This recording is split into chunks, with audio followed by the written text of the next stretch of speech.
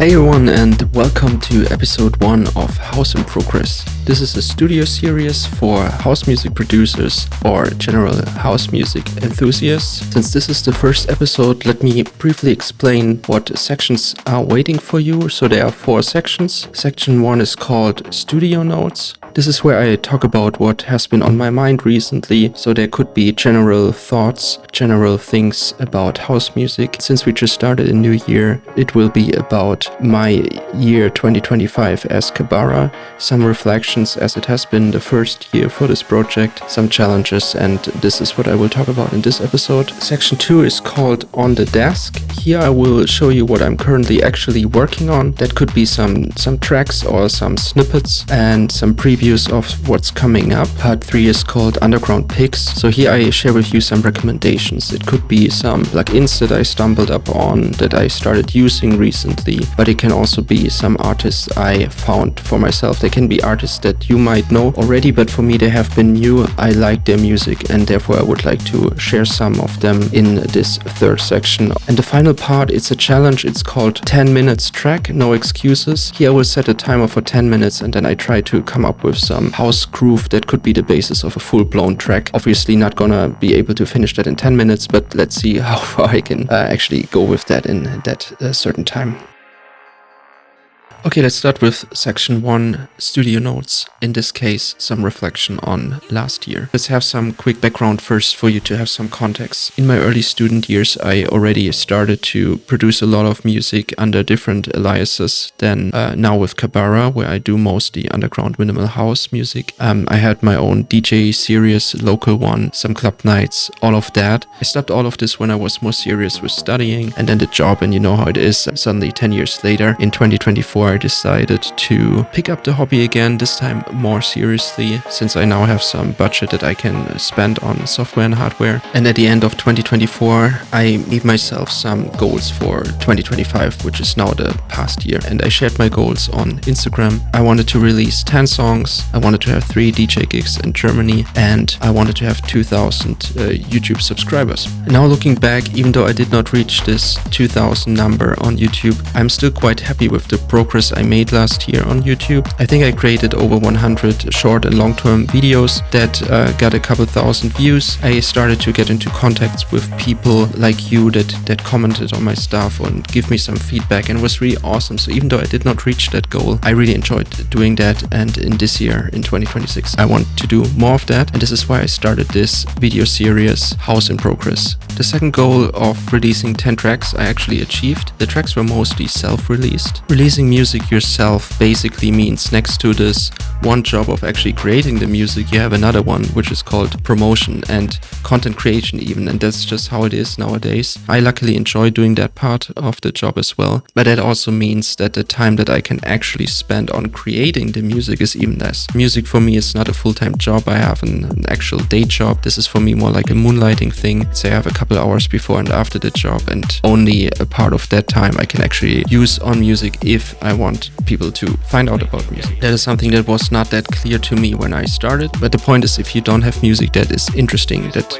people like, then all the content creation, all of these things, all the promotion, that is wasted time. For me, my goal for 2026 is to split my time that I have for this 70% on the actual music production and 30% on content creation. And I also experimented with paid ads. The idea was like, if I already don't have so much time to create content, maybe I should really just reuse this content by using advertising. And you can get a lot of views and followers and stuff by targeting so-called third-tier countries, which is a couple euros or dollars. What's the point of having a number going up if the number has no meaning? That is something I learned last year. So I switched over for the second half of last year. I switched over to organic content creation, primarily on TikTok, because you can still get quite a large audience there through your organic content. But of course, you can then reuse that content also on other platforms, which is what I'm currently doing. The third goal of having like 3 gigs in Germany, which is my home country, I did not succeed at all. Basically, I had no gigs last year, and I was very much surprised about that one. As I said in the beginning, I have some experience like 10 years ago of having my own parties and DJing there. And that is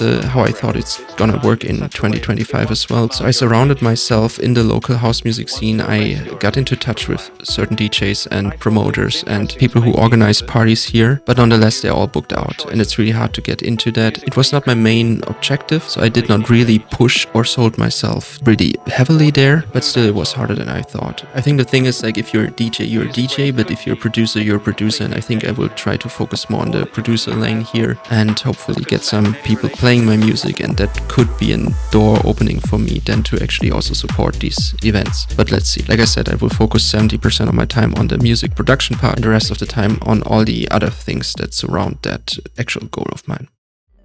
This leads us to the second section on the desk, where I show you what I'm currently working on. At the end of last year, I started to work more on old school house, using old school house sample packs. I actually made a whole video about where you can get free samples using the Internet Archive. This is a preview of the video. You can find a link in the description, or you go to my channel and you can find it there. So I try to have the songs I'm currently working on to be consistent. They are saturated, they are rather deep, they're minimalistic, they use old school sounds. I started to upload the demo versions of them to my SoundCloud page, and if you're interested you can find them here at soundcloud.com/cabara. And for now I will just show you a little bit of a preview of these songs.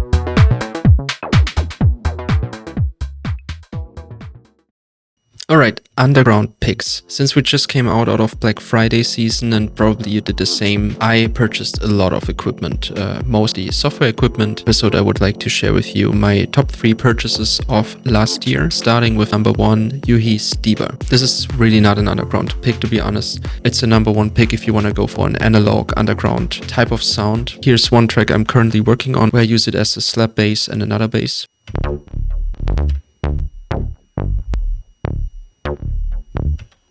Together with the beat. Unfortunately, the time of the discount is over, but if you're still interested in the synthesizer, I made a whole video with a preview of it that you can find on my channel, or the link in the description of this video. Number 2 of my favorite plugins that I bought last year is the standard clip. It is a very versatile clipper. You can hard clip, soft clip, all of these things. I like to use it to clip off some transients on the beat, especially on the kick and some snares, so I have more headroom later for the compressor. Here's an example beat. So the transients get cut off and you save a couple of dB when you feed it into other processors later. What's also really cool about this is the saturation functions. I will engage the saturator more and more, and then you can really hear what this is doing. It's too much. The third one I would like to show here is the Voltec equalizer by Universal Audio. They're modeled after famous hardware, and you can really use it to shape the sound. And then I enable it.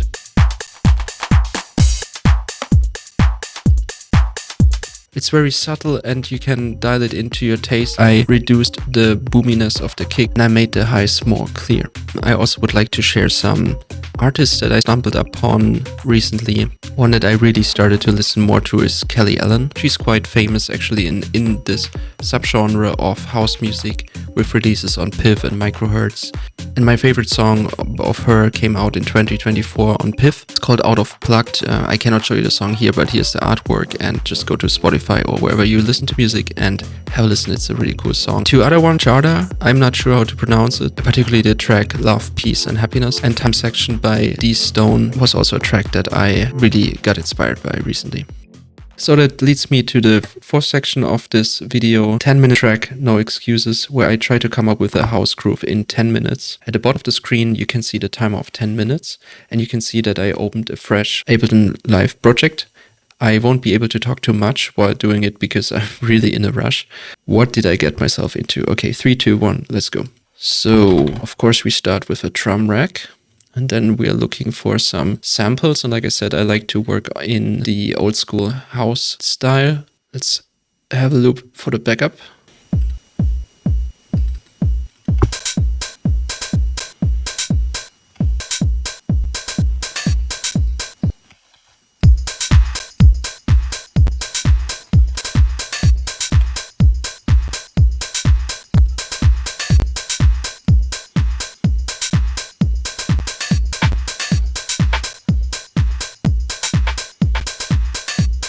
Let's add some echo to this one. Okay, I think that's enough for the drums for this. So I want to make this shorter. Okay, almost half the time is gone. Like, this is gonna be really hard.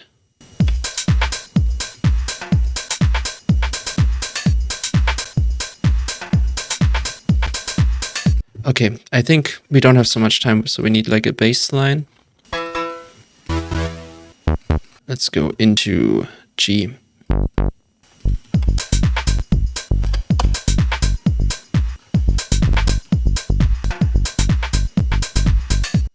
Okay, let's get some variation.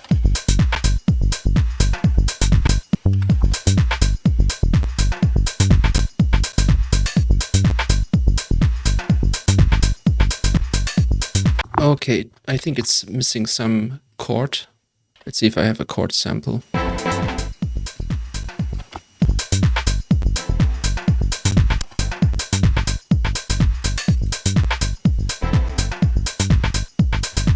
Wow, that's it. Okay, so what do we have? A drum beat here.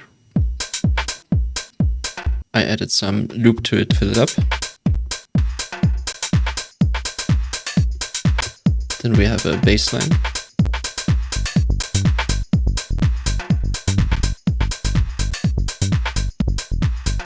And then some delay chordy stuff.